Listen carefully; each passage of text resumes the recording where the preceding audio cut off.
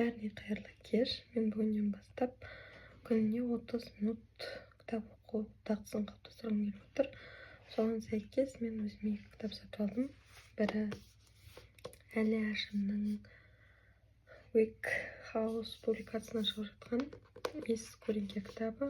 Әлішер Рахат авторы. Бұны 4 сағатта оқып бітірдім.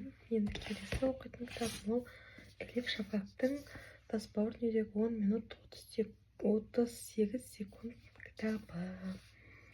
Бірақ мен бұл кітапты бастап қойдым. Мына кітаптан бұрын бірінші бастадым. Көп оқыған жоқпын, өйткені маған аса бір қатты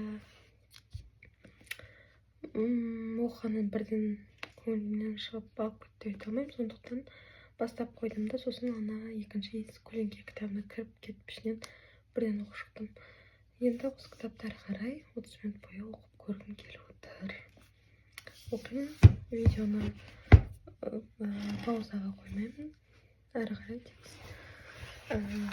бірде екі скоростың жылдамдығын қоямын. Енді бұл жерде бірінші бөлімге келемін.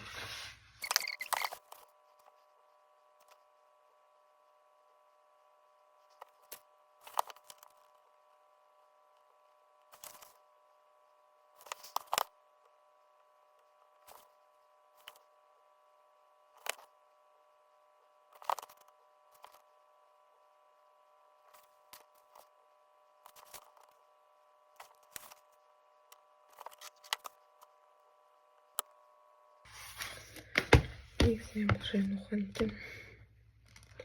Рет 30 минут уақыт өтті. Қалғанын мен кітап